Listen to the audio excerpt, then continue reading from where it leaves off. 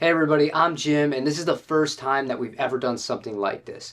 Last month, I opened up a platform for both the members and the Patreons of this channel to both nominate and then vote on any gear that was available at a website called zZounds, which we'll speak about momentarily.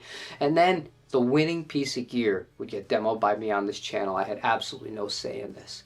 Sure enough, you guys have good taste because I love Japanese guitars and I've been interested in this specific model since I first saw it released, I think about a year ago. It's the Yamaha made in Japan Pacifica Pro. This video is not going to be a full-on review of the guitar. We're simply going to be unboxing it, playing it through the Princeton Reverb, and I'll be giving you my first impressions of the instrument, both in how it feels out of the box to play, as well as my initial thoughts on how it sounds. At a later date, we will do a deep dive video where we check the thing out on the bench, go over all the specs, take some applicable measurements, and play it through a variety of different amplifiers.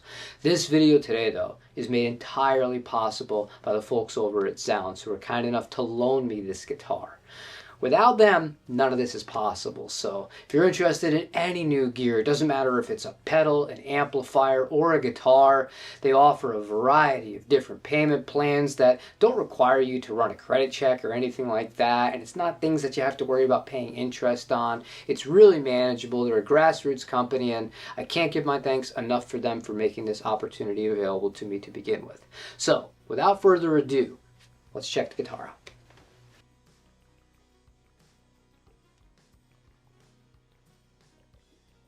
This is a really, really, really nice case. Seriously. All right.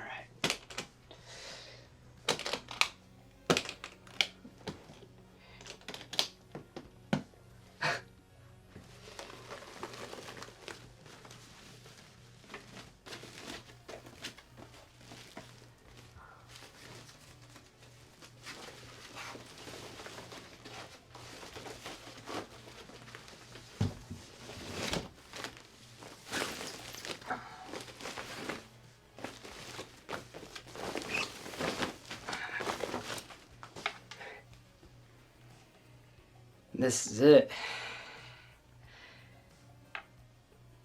This is a beauty, man. All right, we're gonna need the vibrato arm, that's for sure. You know, one thing I find funny, everything seems to be getting more expensive in guitar world, right? This guitar is made in Japan.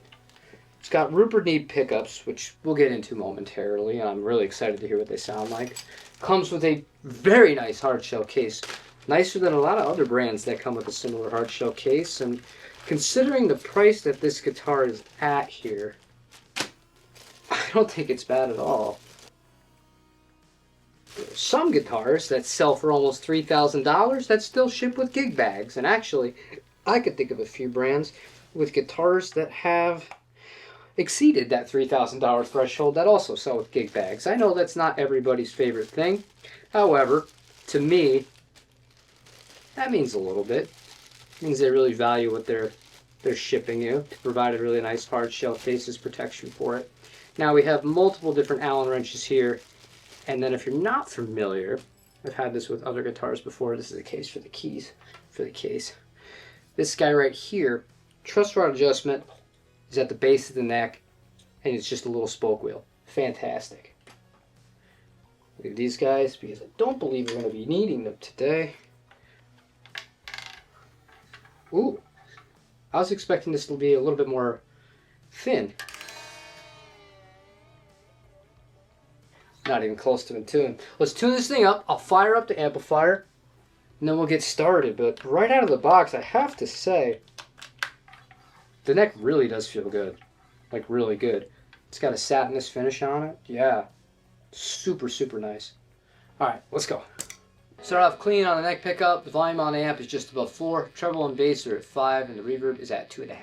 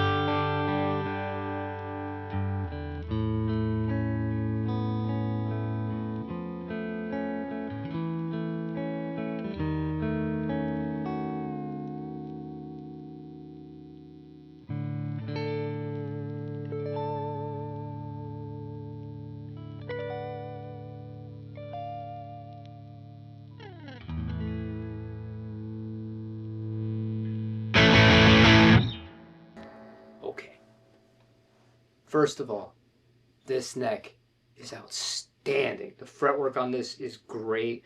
I was a little worried because they're labeled as medium stainless steel frets, and I prefer vintage fret wire, but this feels like home. So natural to play. The pickups are great. I rolled off there because I wanted to see how it sounded with the middle position, a little bit of dirt, and see if it would clean up, and it did. Really good job at that. Love the spank in position 4, so I want to go ahead. Position 2 is where things are going to get a little bit interesting because you have two options. You can combine it with a humbucker in the middle position, or you could split the humbucker, and it's quite a different sound, I would imagine. Yeah, that's how we do it, so.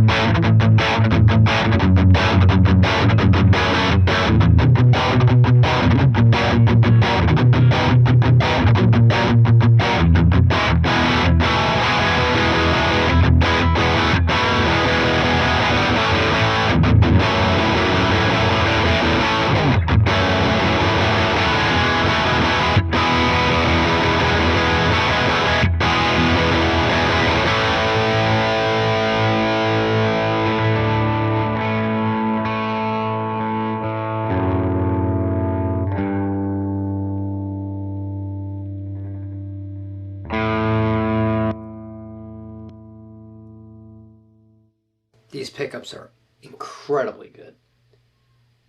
Stock, I can't remember the last time a set of pickups really blew me away.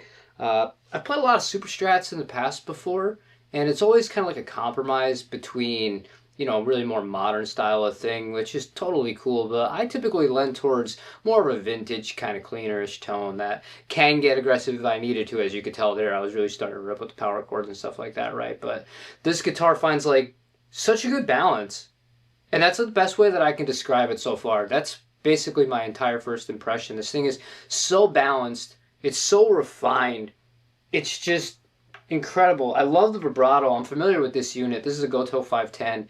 It's super high quality stuff, matched with Gotoh locking tuners on this guitar. No problems with the nut being cut. I mean, I think I could wail on this thing pretty hard. We'll give it a try here. Now that I've said that, it's not going to stay in tune.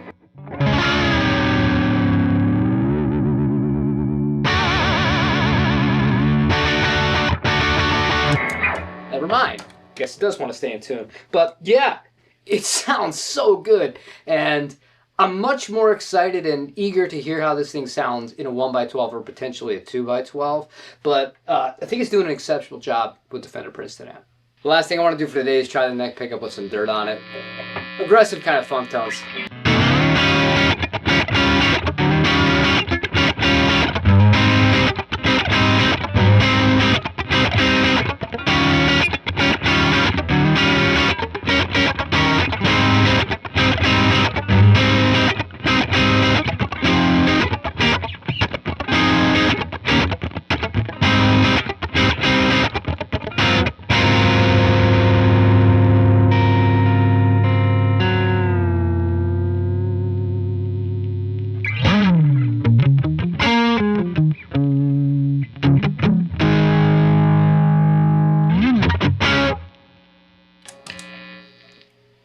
that's it for today.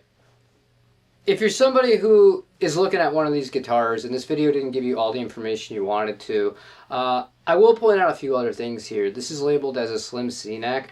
It does not feel nearly as thin as some other guitars like that have a modern C kind of profile to it, because the main thing that I'm feeling, and I think the reason that I'm vibing with this guitar so much, like immediately, is because it's got a little bit more shoulder to it. This has a compound radius on it. I think it's 10 through 14 on the Japanese model, whereas the Indonesian version of this same guitar does have many of the similar appointments to it with the electronics and the hardware and whatnot, but the actual profile is slightly different because the radius is a flat, I believe, 14-inch from top to bottom. This one, it starts way more familiar up here for what I'm used to playing. I'm typically a guy that plays F-style guitars, and as I go up the neck, it does beef up enough, and combining that with the flatter radius, it just feels so natural. Like, this is such an easy guitar to play that stays in tune exceptionally well, and yeah, I'm just really excited. I just want to keep playing this guitar and start working on the long-term video. So that's it for today. My first impressions are resoundingly good. Better than I expected, and I'm somebody who has really high expectations for Japanese-made instruments because I've had more than my fair share from various builders over the years. Thanks for watching, and I hope you check out the next one. Take it easy, everybody.